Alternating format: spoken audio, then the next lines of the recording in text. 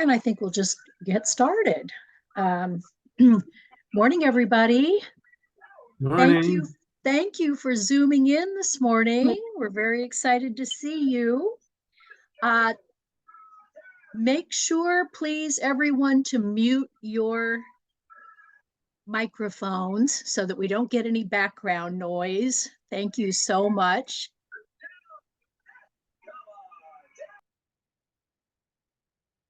Okay, that's getting better.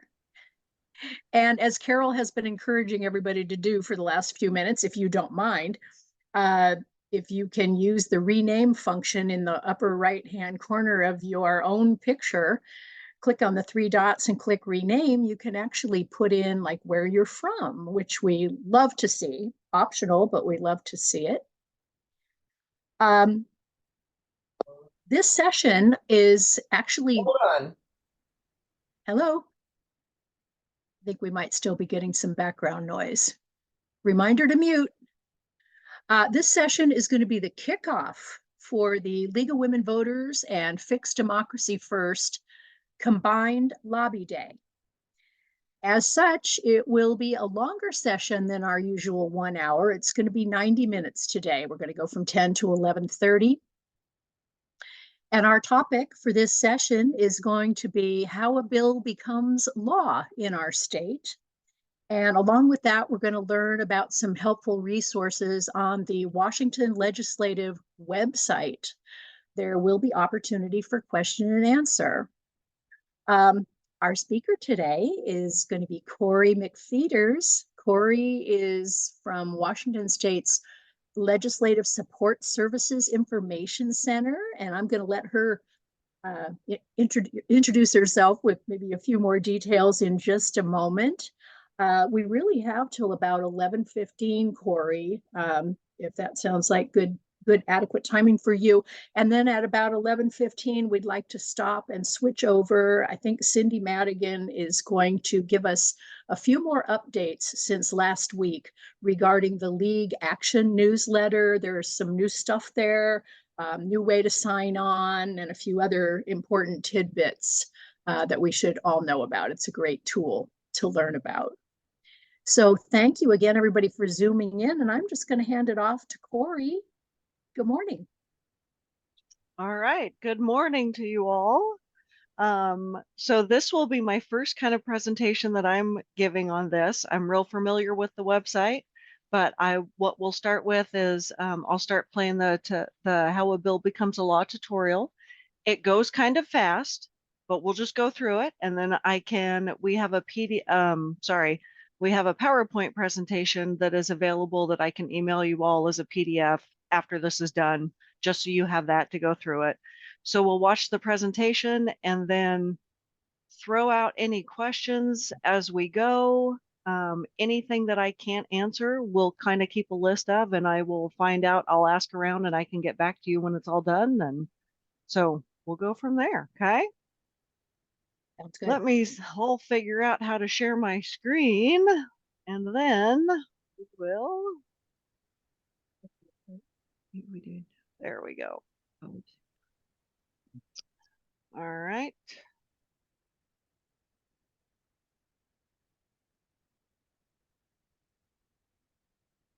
Let me know if you guys don't see anything, okay? I see All it. right. Is that coming through okay? Yes, ma'am. All right, cool. Then I will play it and then we'll talk after it's done.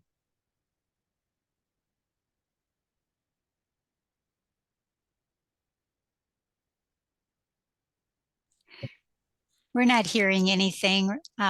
So there's one feature you have to do when you share a video with sound. Mm-hmm. So if you're gonna take the, stop your share. Okay. Yeah, stop your share screen. I'll walk you through it. It's a little Thank you. complicated the first time, yeah. And then hit share screen, but before you go to your screen you're sharing, there's some buttons on the very bottom that Okay. say optimize for video and sound. Are you seeing those on kind of the bottom of your share screen? I'll hit share screen. Oh, there we go. Share Yeah. sound. Yeah, click both of those, and then when you get to the screen, you can maximize it too, so we can see the So you entire. can see it better. Yeah. So there on the yep, right there. You've got your cursor. Perfect. So now it should work. All right. I'm going to start over. Yeah, Thank you, Cindy. we can hear it now. Welcome to Legislative Good. Support Services Understanding the Legislative Process class. My name is Laura Love, and I'm the manager of the Legislative Information Center. A little throwback to high school civics. There are 3 branches of the government: legislative, executive, and judicial. The legislative branch writes the laws, the executive branch enforces the laws, and the judicial branch interprets the laws. This is an oversimplification of these branches, as they do a lot more. The legislative branch is called the first among equals because it writes our state laws and authors our state constitution. The legislature works on a biennium. This is a 2-year cycle. It's important to know that bills not passed in the first year of the biennium are carried over to the second year. According to our state constitution, regular sessions begin the second Monday in January. The first year of regular session is a long session. Long sessions last 105 days, and this is when the legislature creates the biennial budget. The second year of a biennium is a short session. Short sessions last 60 days, and this is when the legislature creates supplemental budgets. The first year is always an odd-numbered year. The second year is an even-numbered year. We also have special session. Special sessions can be called by the governor, or the legislature can call themselves into a special session, with 2/3 majority vote in both chambers. Special sessions can last up to 30 days, and we can have multiple special sessions. There are 49 districts in Washington state, equal in population. Every 10 years after the national census is done, the data is compiled, and an independent redistricting commission redraws the districts to make sure they're still equal in population. Washington state has a bicameral legislature. This means we have 2 chambers. We have the Senate and the House of Representatives. Each district has 1 senator that serves a 4-year term and 2 representatives that serve 2-year terms. Election of members is done in even-numbered years. Every election cycle, half of the Senate seats and all of the representative seats are up for election. Chambers are the official halls for the meeting of a legislative body. Chambers are controlled by the caucus or political party in power. Caucuses are a group of legislators and staff who unite to promote an agreed-upon agenda, influence policy, and decide on questions of leadership. Typically, these take the form of political parties. You may have heard of Senate Democrats, Senate Republicans, House Democrats, and House Republicans, but there are many caucuses, and members from different caucuses can join to form a coalition.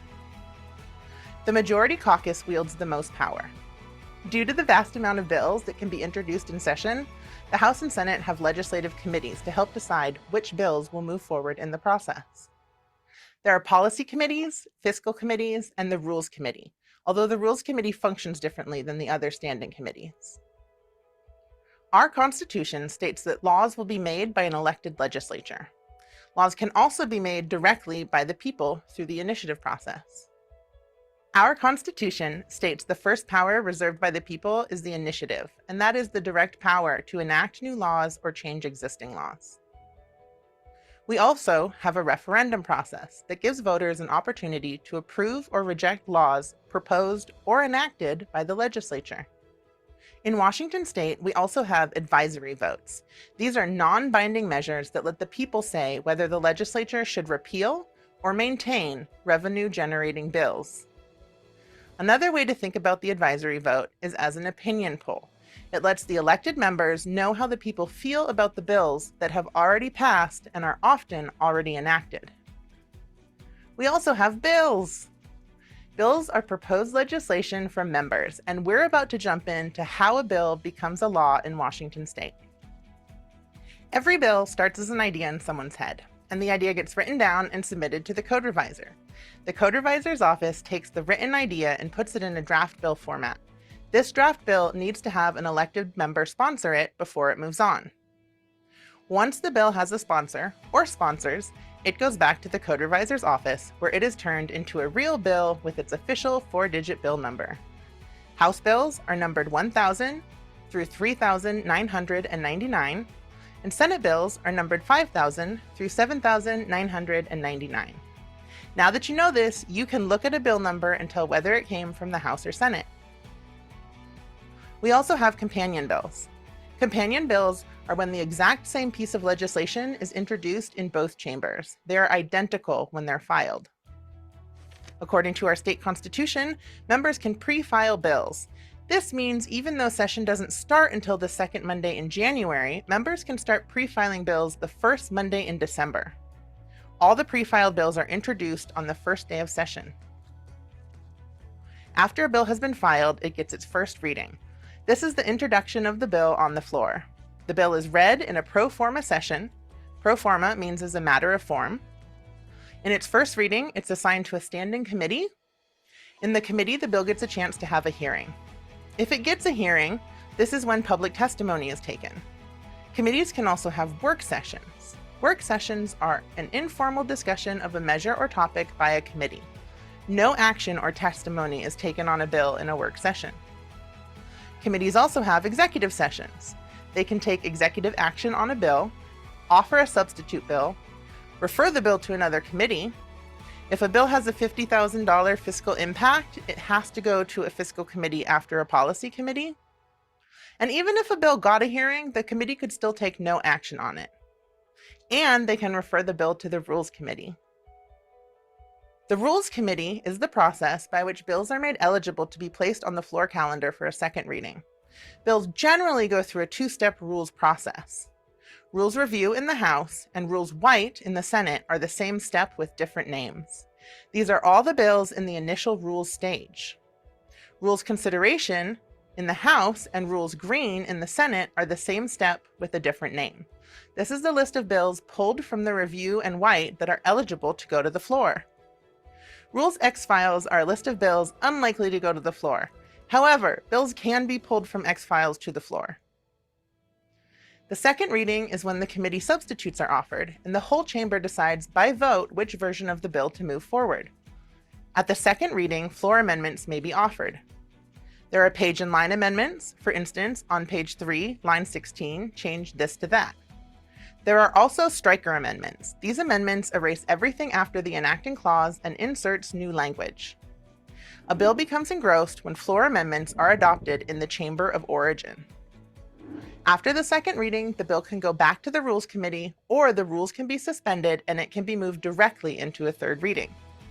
The third reading is the last vote a bill needs to pass in its chamber of origin before moving to the opposite chamber. In the opposite chamber, the bill goes through the same process as in the chamber of origin. It gets read on the floor and assigned to a committee. It has a chance to get a public hearing and move through standing committee and rules process to a second and third reading onto the opposite chamber floor. One of the differences from the chamber of origin process is that the opposite chamber cannot amend a bill. They can only propose amendments on a bill. If the opposite chamber passes the bill without offering amendments, then the bill moves on in the process. If a bill has been amended by the opposite chamber, the chamber of origin must decide whether it will concur with the amendments. Leadership decides which bills returned from the second chamber will be discussed and places those bills on the concurrence calendar. If the chamber of origin concurs with the amendments, the bill has passed the legislature. If the chamber of origin disagrees with the amendments, they can ask the opposite chamber to recede from the amendments. If the opposite chamber recedes from their amendments, the bill has passed the legislature. If the chambers do not concur with or recede from amendments, either may request a conference committee, and the other may agree. It is not required that the chambers ask or agree to this process. If they do, each chamber assigns members to meet and come to an agreed upon version of the bill.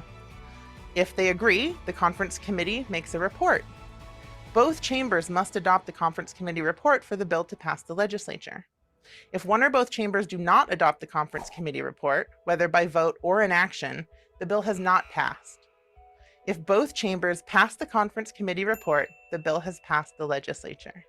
It is signed by the President of the Senate and the Speaker of the House, and it moves on to the governor's desk for governor action. The governor has a few options when it comes to executive action on a bill. They can sign the bill or veto the bill. They can veto a full bill or an entire section in a bill. And in budget bills, the governor can even veto line items. They also have the option to do nothing. Unlike the federal process, where if the president doesn't sign a bill, it does not pass, bills become law in Washington state with or without the governor's signature. The governor has 5 days to act on a bill, and we count Monday through Saturday and state holidays. Sunday is not counted. If a bill is delivered to the governor's desk within the last 5 days of session, they have 20 days to act on it. Bills generally are effective 90 days after the last day of session. Bills can have different effective dates if it's specified in the bill. Some bills have emergency clauses in them, and this language states that the bill will take effect immediately. Bills with emergency clauses are not subject to referendum or advisory votes. Because session is a limited amount of time and there is a lot of work to do, the legislature adopts a cutoff calendar. This relates calendar days to the days of session and creates deadlines for when bills need to be passed each step of the process. Bills necessary to implement the budget are not subject to the same cutoff deadlines. The order of the cutoff dates goes with the process. First, bills must be out of the Chamber of Origin Policy Committee, then Fiscal Committee, then out of the Chamber of Origin. After that, opposite chamber policy and fiscal committees, and out of the opposite chamber. Finally, the last cutoff day is the last day of session, sine die. Most importantly, if you have questions or need assistance, we can help you find answers or point you in the right direction. You can call Legislative Support Services Legislative Information Center at 360-786-7573 or email us at support@leg.wa.gov. Thank you very much and have a great day.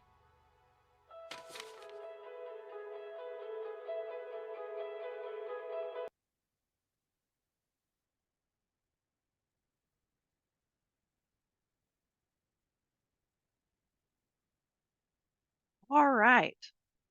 Yeah, that was a lot to take in, huh? Okay, so I think what I'm going to do now is I'm going to share the screen again and I'll walk you guys through, start walking through where you can find a lot of this information on the site. Throw out any questions that you have at me, interrupt whenever you want, okay?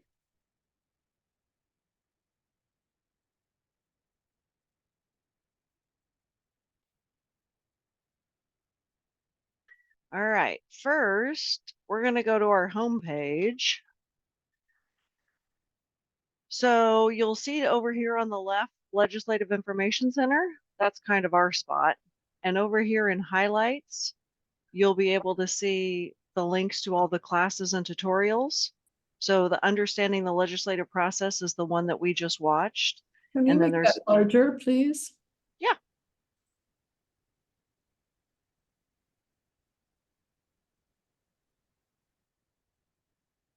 Does that help? That's better. Okay. I think possibly, Corey, if you could close your email screen, because that's taking up some real estate on this page. Yeah, good. Thank you. All right. So here from our homepage, then you'll see the classes and tutorial links over here. Understanding is the one that we just watched. And then there's one about navigating the site, how to sign up for bill tracking and search tutorial. So over here, if we look to the left, you'll see legislative documents in alphabetical order. And this page has a whole bunch of helpful info. And the first thing I'll show you is the guide to lawmaking. So this is kind of the description of the video that we just watched. And the helpful part of this is that it kind of has it's got a glossary in there too. So here's the introduction that explains, you know, how it's all broken out, the biennium, the 2 years, the 105 calendar days and 60 calendar days. Talks about legislative measures. Here's the different numbering definitions. So there's a whole bunch of info there. And then The, let's see, Guide to Participating in Washington State Legislature is a helpful document too. This talks about kind of all of them. We give kind of there's the different districts. This gives an overview of how the legislature works, committee system, the process, and a very helpful section on that. Oh, how to participate in the process, how to testify. And then we've got a handy visual of the bill making process.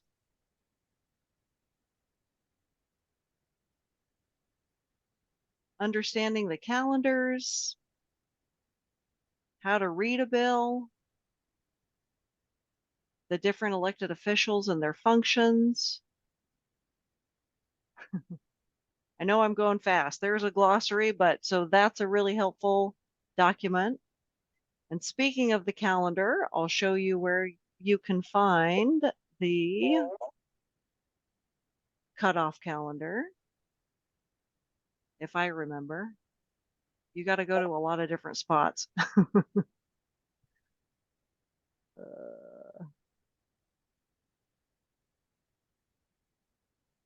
There we go. Calendar is right under there. All right, so here's our cutoff calendar for this session. You open up that PDF.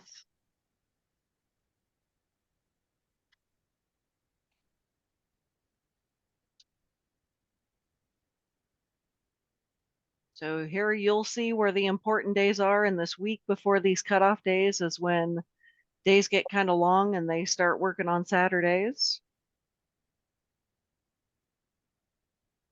All right. Okay, I know one of the things in the description that you guys wanted to talk about was how to sign up for Gov Delivery.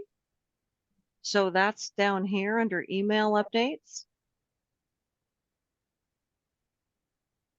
Click on that, sign up. You'll see I've already got mine in there, so we'll see.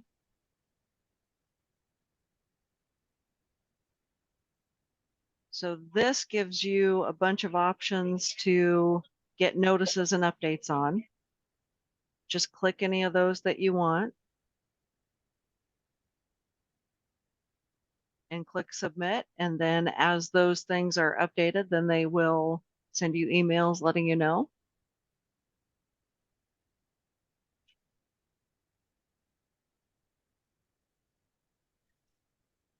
So let's go over, let's go to the bill information page. There's a lot of info here. So right in this bill number section, you can put in the 4-digit bill number. You don't have to include SB or HB. Hit search. And this will pull up, let's see if I can make that bigger.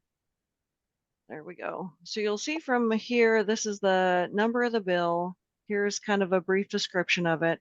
Here are the sponsors, and each of those names will link to their contact info. This is where the bill is kind of in the process. Obviously, this one passed last, the first part of the biennium. So you'll see here were all the committee meetings that were scheduled. And if you click on those links, that'll take you to where you can look up the information like the agenda and documents concerning it.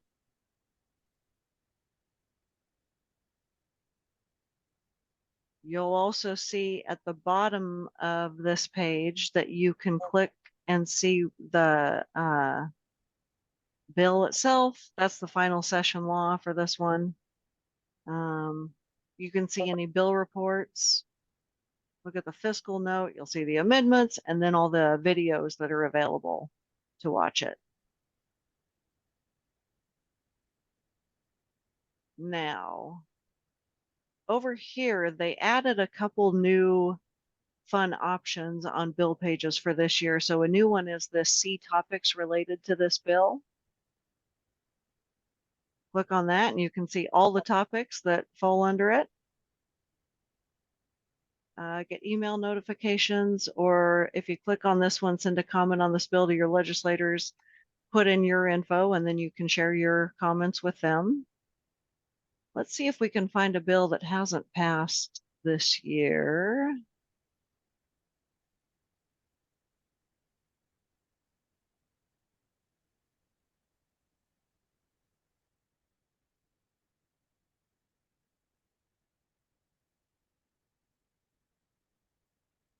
Okay, so this one doesn't have a committee up yet, but if we've got, whenever there's a meeting scheduled to happen, there'll be a button over here that you can sign up to testify in that next meeting. Corey, could you use Yes. 2250? That's a bill that many Sure. of us are supporting. And that's also got one of those great new features where you can sign in for the committee hearing right from this Hey, page. Yeah. right there. Yeah, that's very helpful. All right, so let's click on that. So because you guys are looking at the 2250, then under here, you can sign up to testify in person or remotely, or just note your position or submit written testimony. Here are all the instructions on how that works. And some things to keep in mind is you have to, if you're going to register to testify, it's going to close an hour before the start of the meeting. This button is interesting because then you'll be able to see all the people who have signed up. And this information, just so you know, this information is only posted up to 24 hours after the meeting happened. So we get a lot of questions from people wanting to know, who had signed up to do meetings before, which you can get. It would just have to be a public records request if you haven't gotten that info the day after the meeting happened.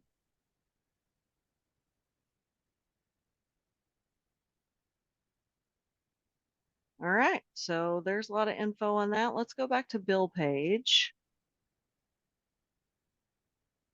This is this is a useful link for people. We've got some questions from people like, how did members vote on specific bills? Remind me the number you just told me, 2250? Yes, correct. Okay. 2250. Okay. So that would be one. After that goes, to the floor, you can look that one up and see who had voted for it.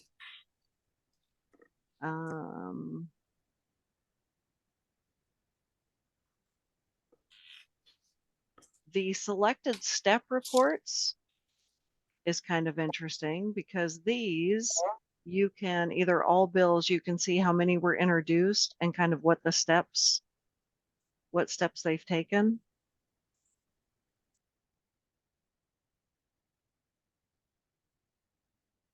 It's funny to think about how many bills are introduced each year. It's about, I think, an average about 3,000, and only a quarter end up getting passed. Come on, this computer's being very slow today. There we go. So this will give you an Excel file. You can export it up here as Excel, CSV, or Word. Just, information. Corey, it's Wendy. Yes. I don't know if you're able to see the chat on the side. There are a few questions that are starting okay. to accumulate. So There it is. maybe we can take a detour here for a minute and see Yeah. how you might like to fit those in with what you're talking about. Sure. We'll start from the top. Can a legislator sponsor a bill after the initial creation of a bill? That's a good question. I think that they can. I'm going to copy and paste that one. We'll keep a list of the ones I don't answer for sure and get back to you, okay? There's one above that in the scroll too. Oh, I don't know if all you're up right. that far, but there's one from Karen about how committee membership and composition are determined. Okay, so that is, those are discussions that kind of happen with the caucus, with the different caucus and the leadership of each chamber. There's not a definite answer to that, not as clear answer to that, because that's kind of things that they talk about. I will keep track of that one and see if I can give you a better answer too. Can a legislator sponsor a bill? Oh, we already got that one. What happens to a bill that doesn't make it through the long session? Do they automatically get reintroduced, and do they have to start the process over, or do they start off where the bill last was? So because we've got the biennium, any bill that did not pass through the first part is just automatically there and introduced for the second round. And then if any bills that don't make it past the second part of the biennium, those are dead and gone. I guess, you can't say dead, but no, those will no longer be introduced.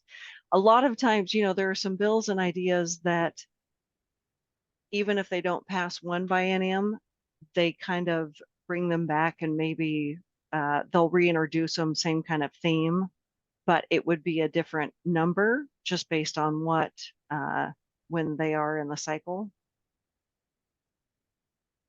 I'm going to, so the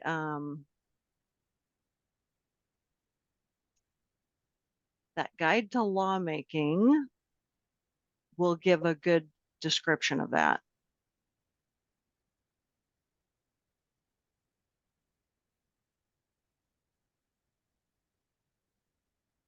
So go back to this document to get a better description.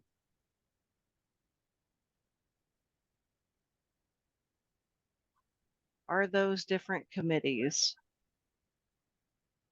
I don't know what that one means. Who determines fiscal impact of a bill? Is there an Oh, sorry. I was thinking about a page that you were looking at and I couldn't, it was where you check different things and I wondered, I couldn't see, was it all different committees? I was just wondering at the point in time. Oh, when we were looking at the specific bill page, Right. all the different committees that were on there. Before that one, it was you could check the box and you'd get something, and I wasn't sure what it was you got and where it was. You went past it. It was something that we could, I think, subscribe to, or Oh, okay, yeah. it was not on the bill information page. Oh, maybe on Gov Delivery. That was it. I just had, Okay. yeah. Carol, when we were trading some email yesterday too, you were hoping to talk about bill tracking. I know we've started to touch on that, but was there any sort of direction that you were thinking, Well, Corey? I wanted to make, there are several bills that I'd like to have information on and follow, and I'd like to have it in one place. And I know that's bill tracking. And I would like you to demonstrate that so that people can see how you can group the bills that you want to watch in a specific place, and then all the information, so you don't have to go to each, it just makes it easier to keep track of them and their progress. And it's called bill tracking. Oh, gotcha. Yeah. Okay. Demonstrate that for us, Corey. I'd like to see it because I kind of need it. Of course. So from our bill information page, then we go down to bill tracking. And so here, oh, there we go. So you would click over, sorry, I went too fast. So over this one was kind of tough because we updated it. It got updated in June. And so if you have saved this, if you've signed up for this before and saved it as a bookmark, that bookmark isn't going to work because it's got a new direction. So you just need to re-register and re-sign in. So, but if you're having any issues with it, If you already have an account, then just email us and we'll get you through it. But if you're new to it, then we'll sign in over here. Do your email, your password. And so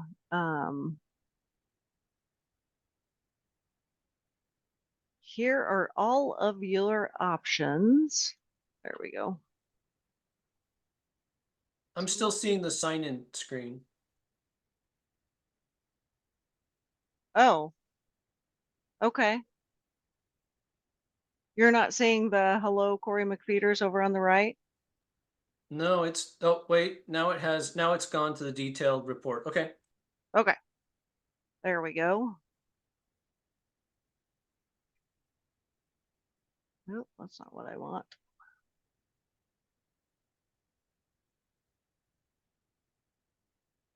Sorry, my brain is blanking. Forgive me.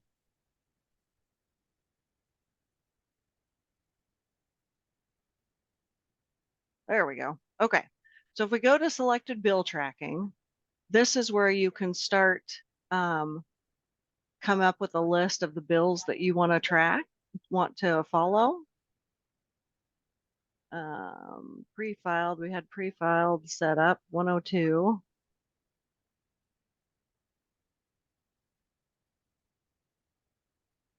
Add bills. So you can create different folders of different bills you want to do. Click on the add bills. Give me another bill number that you guys want to follow. 1885, 1885. 2030. All right. 2030. Yes. And as you can see, just put them in there, do a comma between each one, hit save. And then it'll start adding those.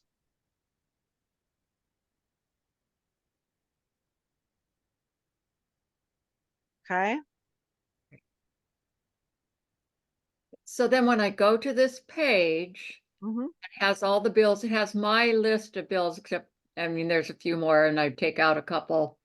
And then I can, somehow this doesn't remind me of what, okay, it does have the status. Okay. And the dates over here, and there's something blank over there, or a blocking. Okay, so it kind of shows us where it is. Okay, I think that's what I was looking for. Yeah, Okay. thank you. And remember too, let's pick, I'm going to open another tab and we'll go.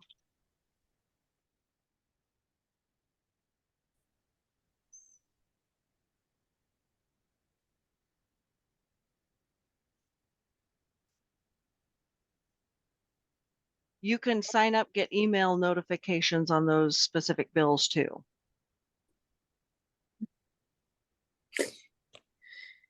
Is there a way that you can ask for notifications on all of the ones on your list, or you have to do each one individually? I think you have to do each one individually, but I will double check that too, okay? Okay. And give me just a sec.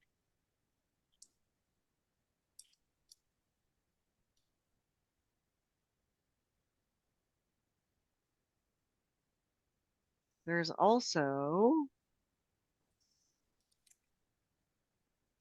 again from our page, a tutorial about the bill tracking tutorial too. So that might be able to give more specific information once you guys dig into it.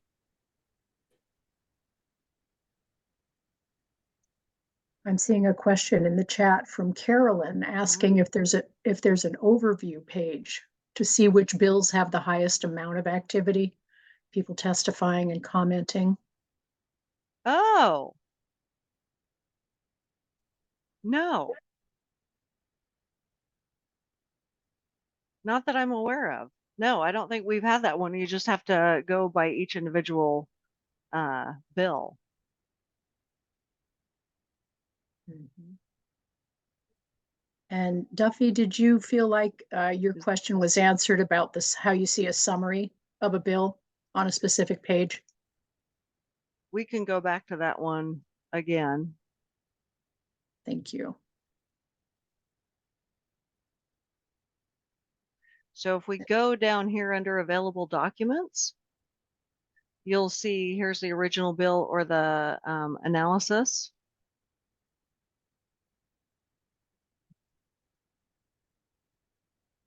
There's the whole one. That's a long one. And sometimes the analysis is a good brief summary. Is Mhm. that too far away? Does that help? Yes, bigger the better. All right.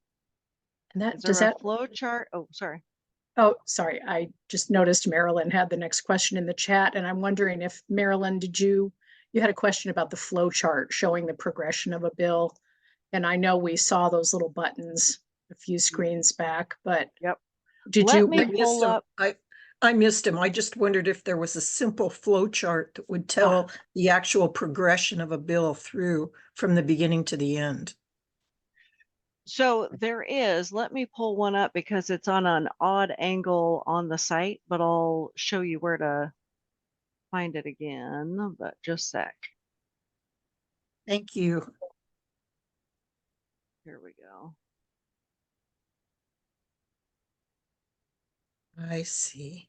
Okay. Now, where is that located, though? Yeah, it is. That's one in the, so from our homepage, we do left nav to the Legislative Information Center, and that's in our alphabetical order list. So if we scroll down to how a bill becomes a law long version, it's that one.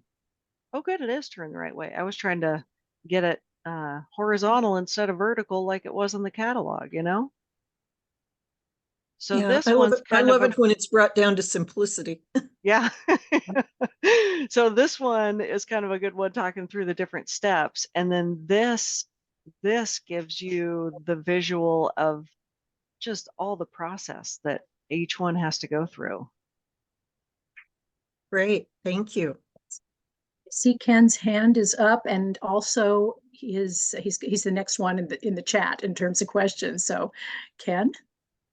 Yeah, this is a little too long-winded to write out specifically, but I'm wondering, is there a point in the process where the bills have been initially submitted, but sponsors haven't signed on yet, where we can encourage our legislators to sponsor a bill that they may or may not otherwise be thinking about? And I don't know how that would work. Let me find more information because that's a couple questions about the sponsoring. Yeah, that's right. I asked the first one because Yeah. I want to know if it's appropriate when we talk to them, if they're not sponsoring a bill, to ask them to, even at this point. Right. And so it kind of too, I mean, I thought this when you're sponsoring a bill, that's to get it on the docket on the list, but what is the cutoff for how many sponsors and how important that makes the bill if there's more sponsors on it, I guess. All right, let me double check on that and I'll email you guys the answer. Okay. I could add something on that if it's useful. Yeah. Just because I've been working with legislators as the issue chair. And so when bills are pre-filed back in December, before the legislative session starts, there's opportunity all the way up until the time the session starts to sign on as a co-sponsor on one of those bills. So you need a sponsor to get it filed out there, but to be a co-sponsor, there's time. Once a session starts, and this I'm not absolutely sure of, but I think there's a period of time like 24 hours for that to happen.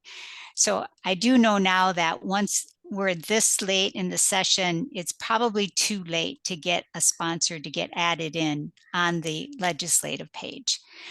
But yeah, follow up on that would be great, because I do know we were trying to get more sponsors for Bill 1885, one that Carol mentioned, and we do know it's too late for that one because it was introduced early in the session. I hope that helps.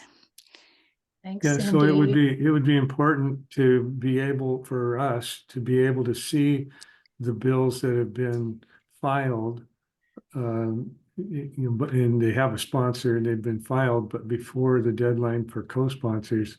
So that we Yes. could- Yes. I And there don't know. is a way to do that. So there's something called early in the session, early in the year before session starts, there's something called pre-filed bills.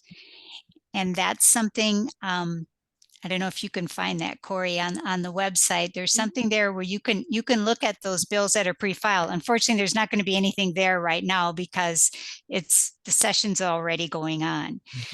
And I believe there's also on that legislative tracking website where you sign up for, excuse me, I'm going too far.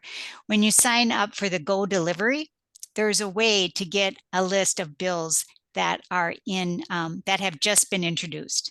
Because I get a list that says Senate introductions and House introductions, and then it'll say who the sponsor is, and it'll tell you in that point how long they have to co-sign, to add themselves as a co-sponsor. So that's a list you can get. It comes in every day, and it's a PDF file you can download.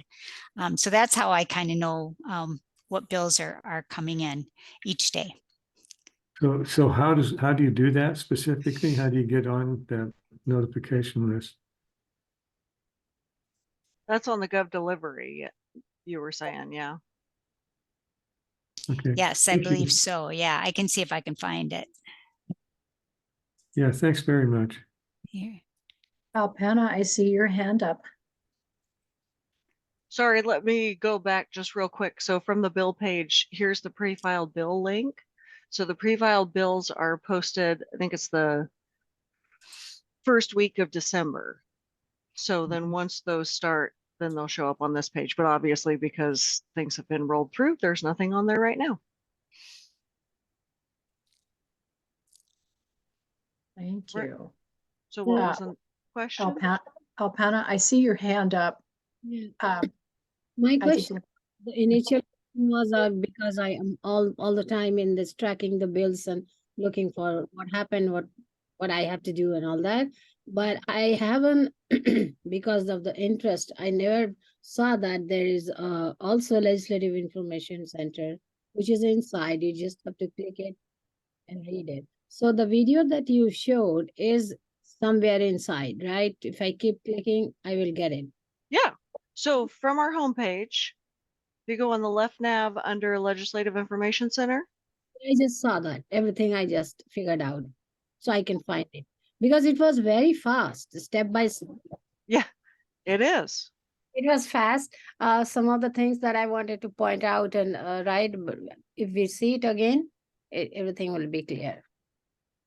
Thank you. Yep. That was my question. Awesome. At some point, Corey, wherever it might fit, could you give some honorable mention to, it's either TVW or WTV, one or the other. Oh, yes. And I don't know where it might fit, but I think people might find that interesting as well.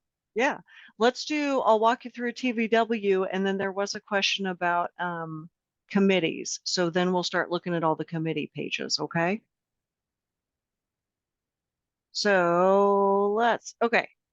Actually, so from our homepage on the left nav, if you click the agenda schedules and calendars, this is a very handy link. Click that one. So this will show you, depending on day, you can search by chamber or committee or bill or number. It's gonna work. Come on, website.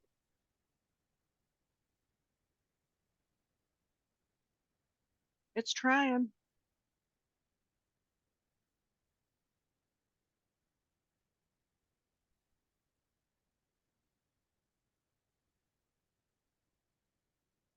So in theory, this page gives you a list of all the meetings that are happening today, or whatever date you choose.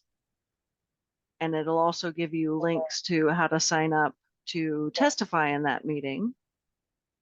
Okay, we'll do the committees then. So again, from homepage, left navigation, if you click on legislative committees, then this gives you, here's all the House committees, the Senate committees, and then the joint and legislative agencies, which you don't need, but let's click on House Committee for Agriculture and Natural Resources. And then if you'll see here, there's members and staff.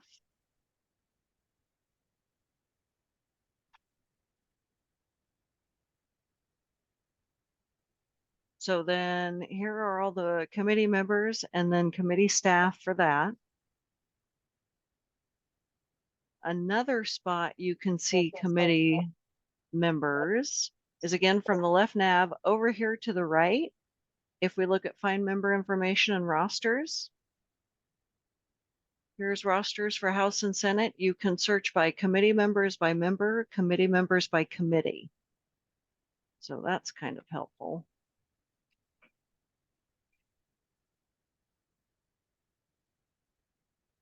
So if you're going by committee, here are all the members on that committee and their position in the committee. All right, let's see if our page posted. No. We'll try this again. There we go. Okay, so see, this is a very helpful page because here are the dates when the committee meetings are scheduled.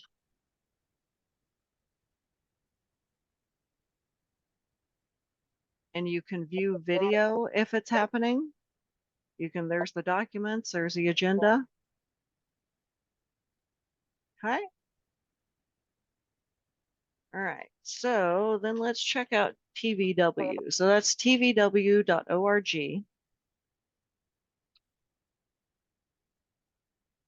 And if you haven't watched their documentaries, they've got a bunch of very interesting documentaries on here, but this site was a new one on me up until last year when I discovered it. And it's a great resource. It is. They've got a lot of really interesting stuff.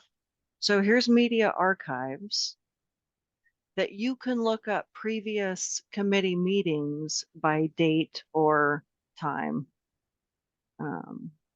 Yeah.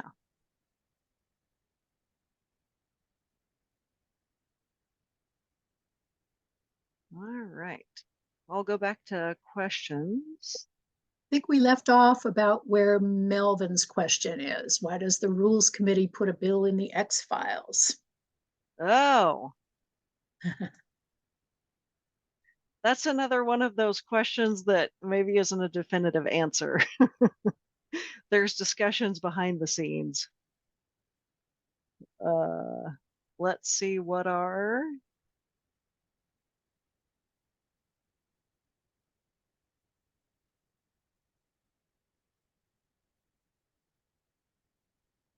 The one with the X files.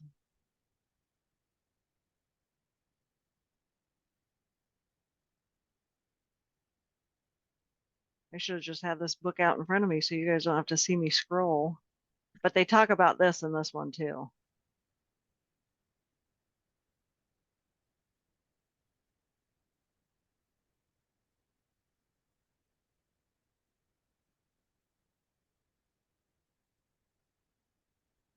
Rules Committee, come on.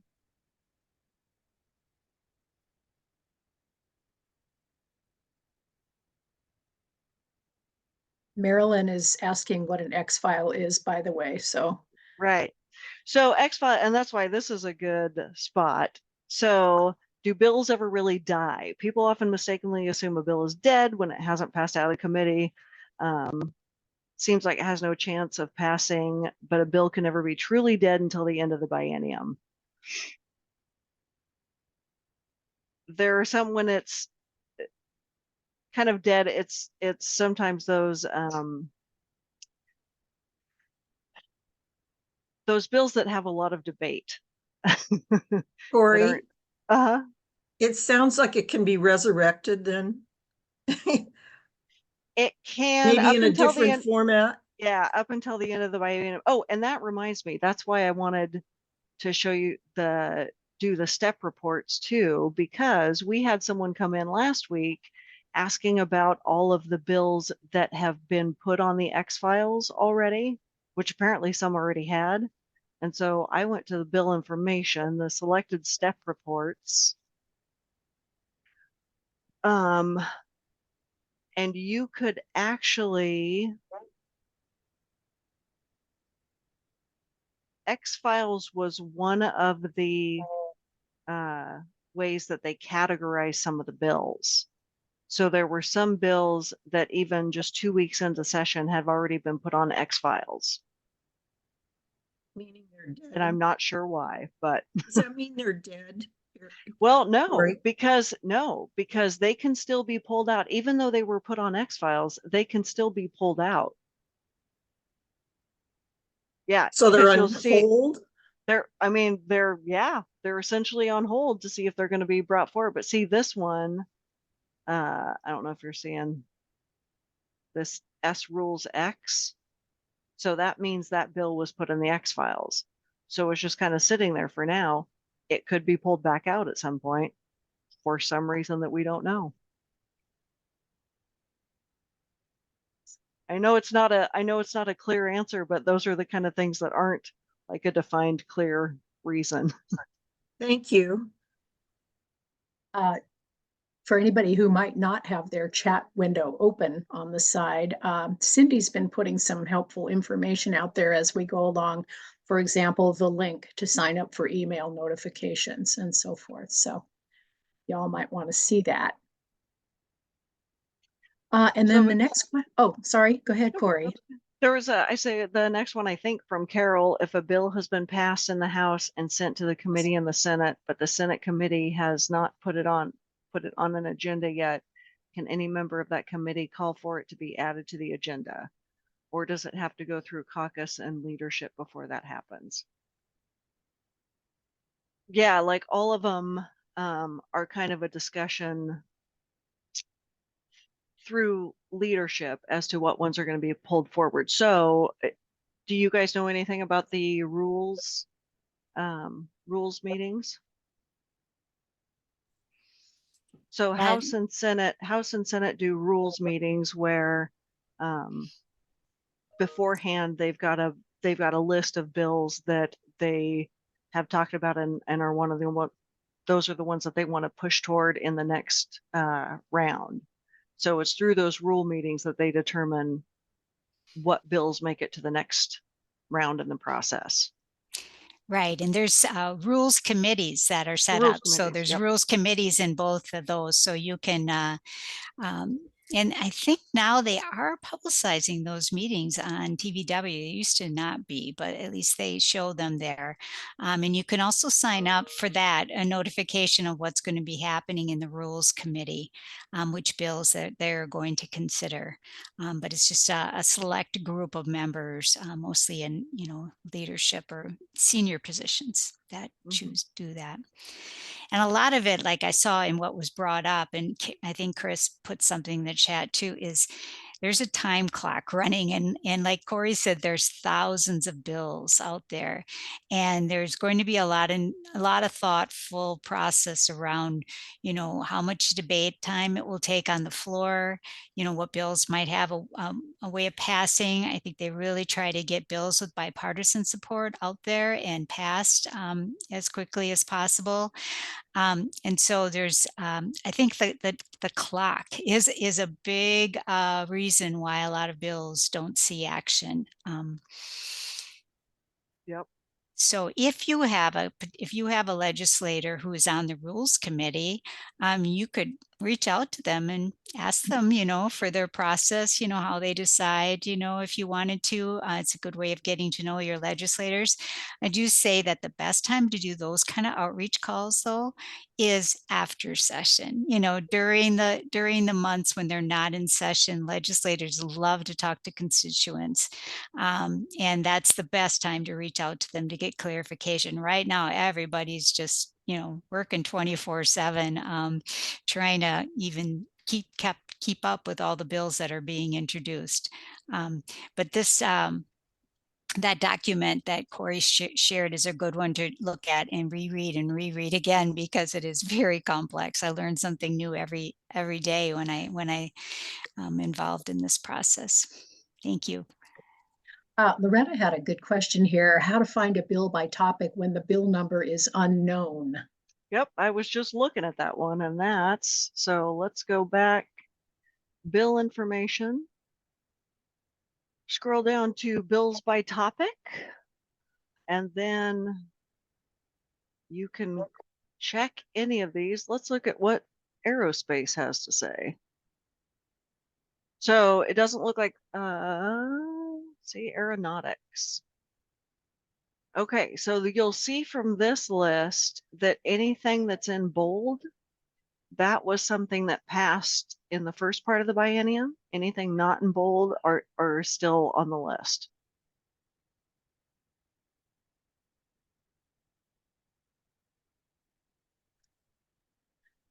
This is kind of a technical side note or question for Cindy. We have Julie asking if the chat is able to be sent as a follow-up to this meeting, and I do not know.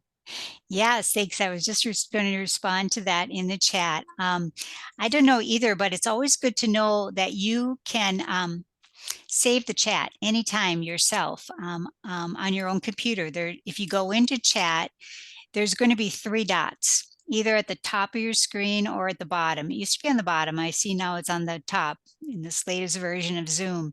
And when you click those buttons, you can say save chat, and it'll save it to your own computer. And you'll have a directory on your computer called Zoom, and that's where you'll see the chat for that meeting. But we will try to send out, I'm not sure if we can send the chat out or not. So I'll have to work with Carol and that behind the scenes. So it's best to save your own chat. Yeah, I can see her shaking her head. Yeah, thanks for that question. Absolutely. So I was going through the chat too to see what next questions, and I don't see any other ones, but. Oh, I see Alpana's hand up. Yeah. I just wanted to finally, if the bill was added later, if the session has started, I just wanted to make sure I understand that. It has been decided before this, correct? And I'm sorry, you're kind of cutting out. I couldn't hear that. the bill, any bill, if someone wants to add it later, you cannot add it, right? It is decided before the session starts, correct? Am I hearing correct? I'm sorry, it kept cutting out again. Yeah, Try no, again. I think I understand. So the bills can be introduced before the session, but they also can be introduced when the session starts, up to a certain cutoff. I Correct. didn't say introduce, I said added. Added, yeah, that's what I meant. Yeah, they can be added during the session up to a certain cutoff. And that would be on the calendar when they can stop adding new bills, because I think they're still adding them, or they did the other day. I got some. The reason why I say introduce, that if you want to sign up for that information, it's called Senate introductions and House introductions. That means when bills are added to the to be considered. Yeah. I don't know when the last day is to add bills, but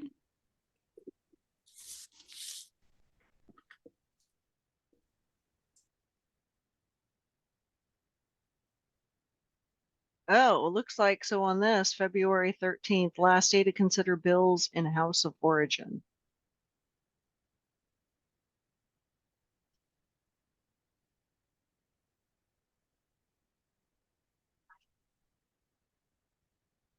So. All right. Any other questions?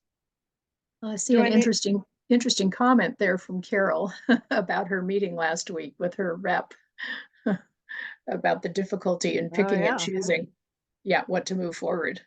There are just too many bills. Yeah. That was one. So on the back to our how a bill becomes a law, I put this one, I updated this one last year. And right up here, an average of around 1,600 bills introduced and 1,200 floor amendments each year over the past 10 years. That's a lot. Yeah, absolutely.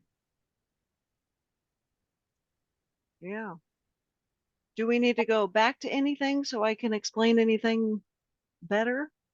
I have a question in the chat. Oh, Ken. Oh, do members of the Rules Committee have a certain number of bills they can single-handedly pull from the X file? Oh, interesting question. So speaking of the rules committees, the LIC, we've got someone who sits into the House rules committees. And that's an interesting process because they've got, I think it's, and don't quote me on the number, but I think there's like 10 legislators in there, and each of them with their leadership and the other committees have picked, each get 2 bills that they want to push to the next round. And so they just go in a room together. They each have a list of them, and they do the official, call out the person's name and say, what bill do you want to move forward? They don't discuss anything about the bills. They just, everyone has to vote on it and agree. And then once they do, all of those bills just go to the next round. So it was kind of an interesting process that there's no, they're not talking about it there. All of the discussion has been done beforehand. It's just the official moving it along. But now that you can watch the rules meetings on TVW, it would be worth checking out. That's probably what I was thinking of. I just recalled that, it's possible for a legislator to kind of bypass the discussion in the rules and move the bill through. Mm-hmm. Thank you. Yep.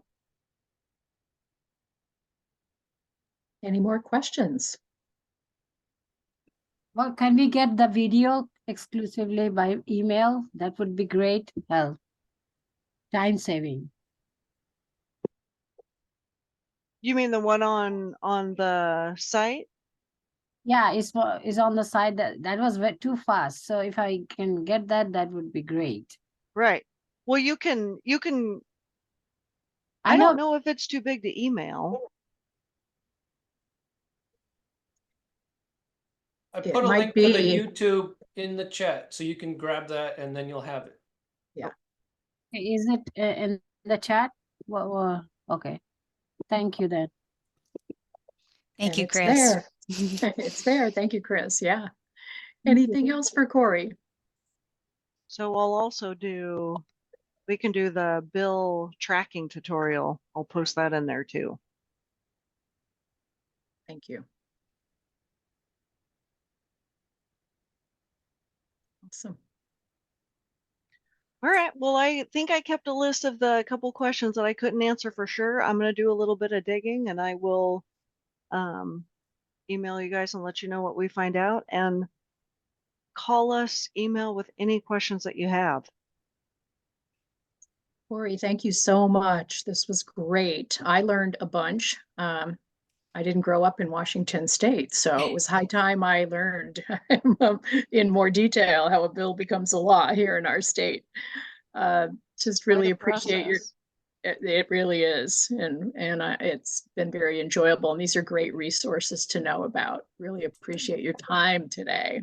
Yeah. Now, and I know I didn't explain some things quite well, just, because it's hard how some of them work.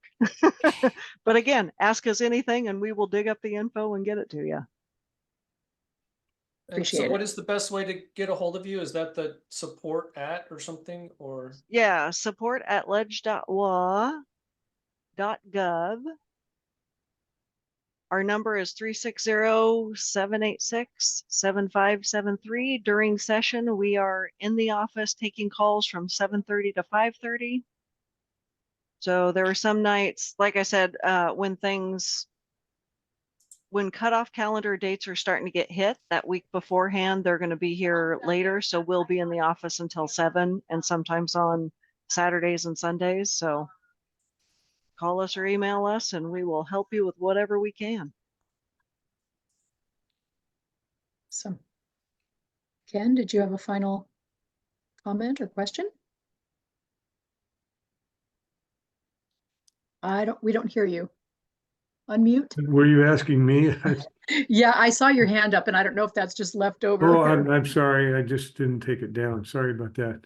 No worries. No worries. Thank you. Thanks again, Corey. No, you guys are welcome. just as a reminder, as mentioned in the beginning, we're going to take these last few minutes now, and I'm going to hand it over to Cindy because she does have some updates that have just happened with regard to the League Action newsletter. And so I'm just going to hand it off to her. But before I do, because we might go right up to the end of 11:30, I just want to thank you all for Zooming in again. Hope you will come back next Monday because we're going to have a session on even year elections. It should be noted that even year elections is an issue that the league has not yet taken a position on, but it is going to be discussed a lot this year. So it's something we should know more about. And then the week after next, we're going to be hearing about responsible forestry. So we hope you'll keep coming in to these sessions on Monday mornings at 10. And I'm going to hand it off to Cindy. All right. Well, thank you so much. I am going to share my screen. Did everyone get their legislative action newsletter? No, I'm seeing a no. Darn. Okay, so I have to find mine in my spam, unfortunately. So that's where I find it. You didn't find it. Okay, but the good news is we do have it now on the website. Last week we didn't get it up there. So I'm going to put a link in the chat, and it should come out. It comes out at 4 p.m. on Sundays. The thing is, sometimes people accidentally get unregistered through every action. And so you might have to sign up for it again. And if that's the case, it'll get you back in the loop of getting that newsletter. But the newsletter is now on the website. And so I put it in the chat in case you want to look at it yourself if you haven't seen it. And then I will also I will share my screen here when I get it up here, and show you.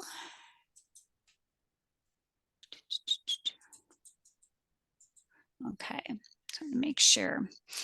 What Wendy was referring to, I'm going to share my screen while it's loading. I'll talk to you. Is last week when we sent some action alerts, the kind where you sign in directly to the committee hearing to register your support, either pro or con, some of those links weren't working, but most of them were. But so what we did in the newsletter, sorry, my share screen is slow.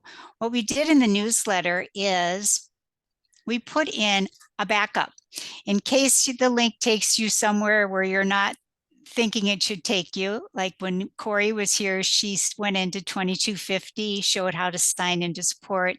It automatically came up with the bill hearing and the bill, it was right on the screen you need it. Sometimes that doesn't happen for some reason. It was really glitchy last time, but we double checked all the links before the newsletter went out. And I haven't had a chance to take action, so I don't know how successful we were.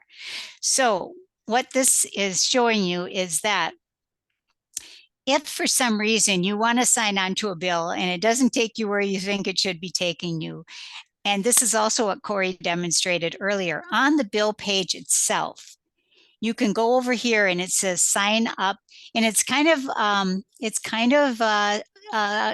what do you call, confusing, because it says it looks like you're going to sign up to testify, and that is not really what's going to happen. It's sign up to testify or submit your written testimony. That also includes all of these options where you can testify in person, you can testify remotely, and then the one that's circled in red is I would like my position noted for the legislative record.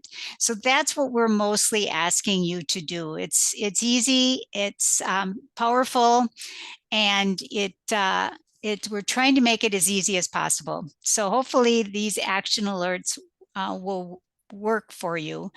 But this is just in case. So that's at the top of the newsletter this time. And so I'm going to make this actually a little smaller. Oops, went the wrong way. Sorry.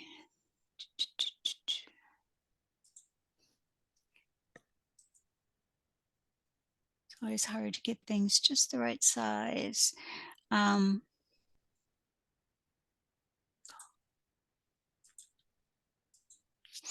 Okay, so that's what I did there. And then the priority actions, we put these on the top of the page. These are the ones that the lobby team group members meet on Thursdays, and we get together and say, what are the top priorities? We have a number of issue chairs, over a dozen. So we have to decide amongst ourselves what we want to prioritize. And so these are the priority actions. And this is how you would ask the House representatives to support police accountability. And so these are where you can, oh, okay, this is another one like this. So I know this one works, so I'm going to go down here. And foreign influence in our elections. We have a couple different ways to do action alerts. One is to sign in to the committee hearing, but sometimes something is been in a committee hearing, it's been heard, but it's not moving out. There's no action. And so we want to encourage those committee members by showing them there's a lot of support. And so what we've done here is if you click on this here, what this does, it'll bring up a sample letter. Takes a little while for it to load.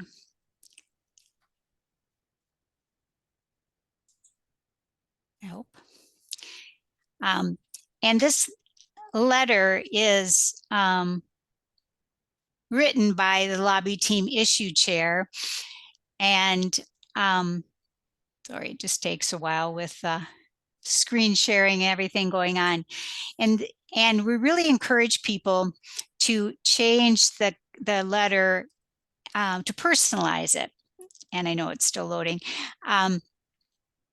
Because that is more likely to get your legislators to respond and read it. Because if they get a bunch of form letters, you know, there's probably not as much incentive to open them.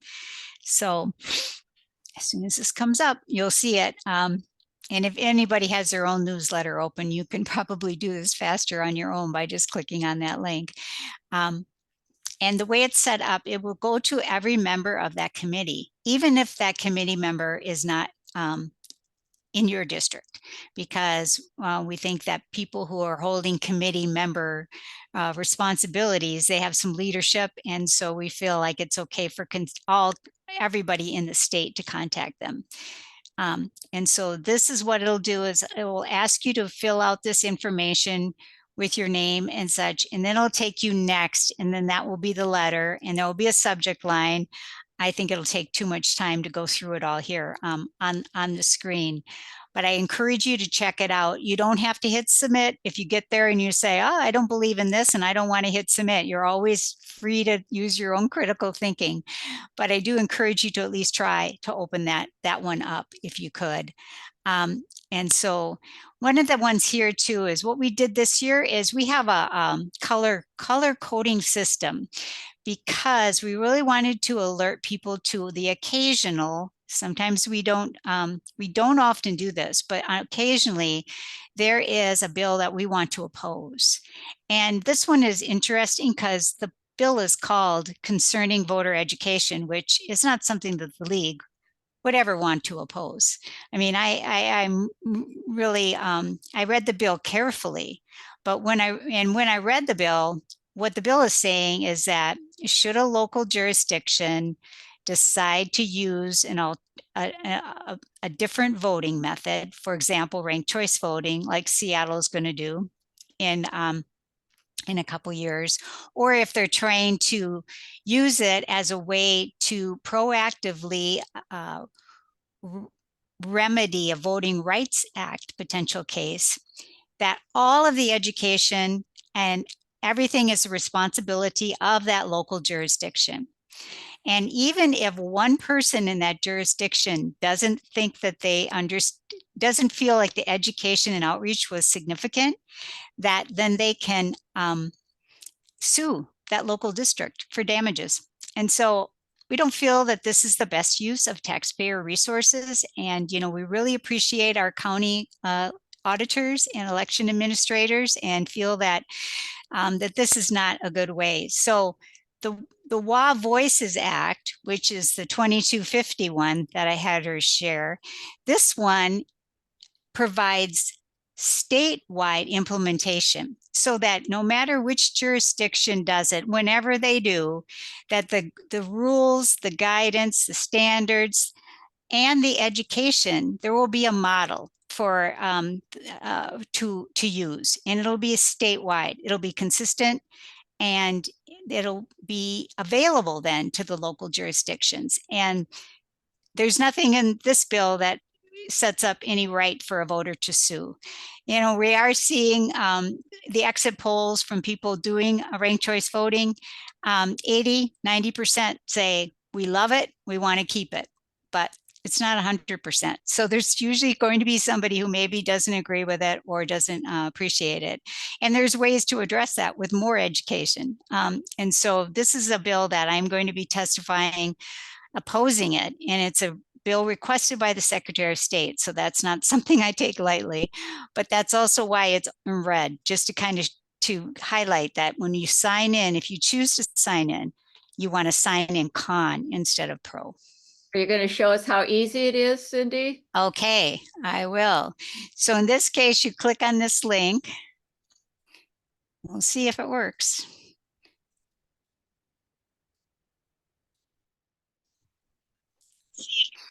It's really the link that same. Oh yeah, it did. It worked. It went right to the page that we want you to sign in on. And this is where you put in your name and never ever put in an organization unless you're authorized to speak for them. So if you're part of League of Women Voters, do not put League of Women Voters in there, but your name and your city, state. You don't have to put your address. This does become part of the public record. And if you want to, I really encourage people. So sometimes it's kind of good to go to that bill page because there's a step before this where you can see who's already signed in. Because if you, it's not, you know, it's not the end of the world if you sign in more than once, but it's better if you don't. So you can go to this bill page, and when you go here, sign up to testify, it's a little a few more steps, but then you get more options about what you want to look at. And this is where you can see who has signed in for the agenda item. And these are the people who are going to be testifying. And then this is not testifying. So I'm going to put Carol Sullivan in because I think these are all the people whose names have Carol in them who have signed in one way or another. I'll put Carol Sullivan. You can easily check to see if you've already signed in. Carol signed in twice, but that happens. But it's okay. You know, like I said, people do it, but we're really trying to avoid that.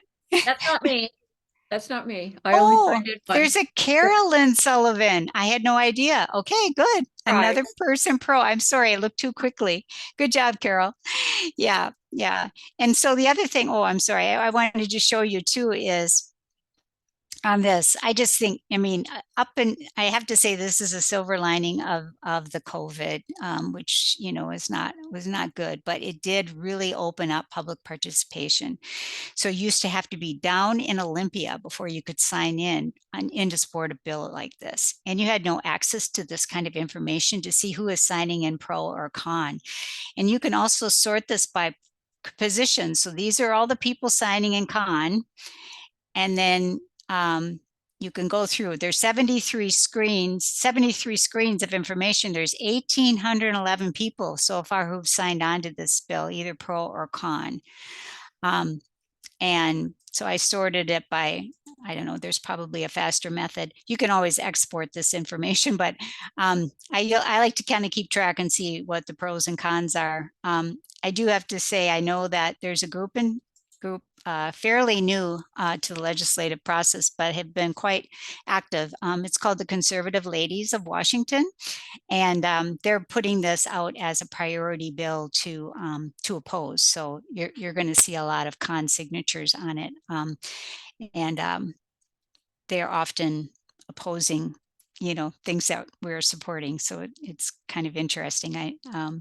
But anyway, you can see who signed in pro, who signed in con, and I don't know if anybody's checked recently, but the last time I checked, there were 2-to-1 in the to pros to cons. So, but like I said, I haven't checked recently, so I won't take your time to do that. Hey, Cindy, could Yeah, you Chris, yeah. talk about that little log in button at the top right corner? Do you? Oh, yes, right. Yes, exactly. There's a login here. And so this is a way you can set up, if you come here frequently, you can, I am already signed up, but you can put an email address in and a password, and then that will keep track of your information. And what's nice about that, it does tell you if you've already signed in for a bill or not.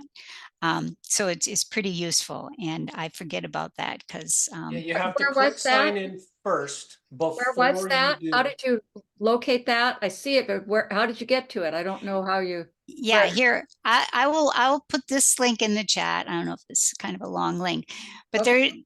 there's a link here to get a oh, that's too long of a link. A Washington state legislature account. So I'll go back a screen, but like Chris says, you've got to sign in to get the account first, but it's right up here where it says log in.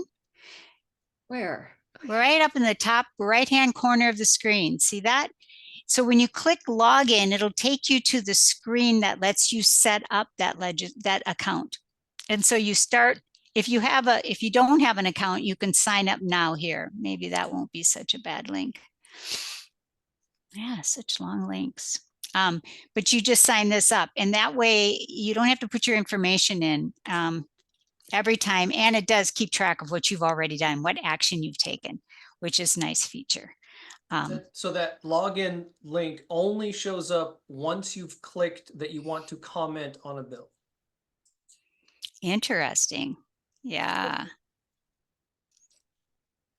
Oh, that's crazy. And you have to log in before you sign in pro or con, because if you do it after, it doesn't record what you just did. Yeah. Thank you. Yeah. And that is optional, but it does help. Some people have their computer system set up where that memorizes, their information. That sometimes isn't the best thing for security. So I didn't want to show you how to do that. So Chris, thank you so much for that. Alpana had a question. Yeah, I was also facing problem when I was clicking the link and it goes to some other link.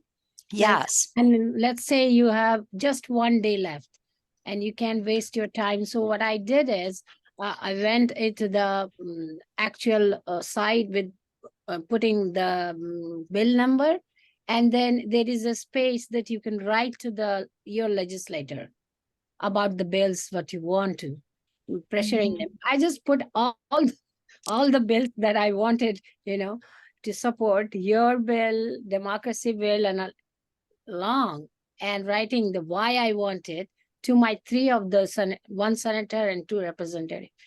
And I wrote it to them and I asked them to respond me. So is that okay to do that? Because that's the only option left. I don't want to waste it. It's always okay. You'll have that way you're contacting 3 people and they may not be the ones making the decisions like the committee hearing. But I find out that they are the chair. Yeah. I find that. And okay. who is the chair and who is doing it? Yes. And then I send them and their colleagues, even if they are not, they will co-sponsor or they will be there, supporting that bill. So I do like that, less time, and fast. Okay. That's great. Yeah. It's great to build a relationship with your legislators. It's really nice to do that. So good. I think Chris, that's it, right? Chris, I just want to make sure, Chris, should we close the loop on your chat question? Or was there more? That was Chris's. I think we covered everything, yeah. Okay, all right. Just want to make sure. Thanks.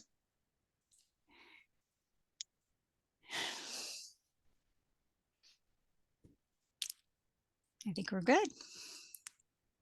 I think we're good. And we finished a minute early. Good. Thank you again, everybody. Yes, if you haven't registered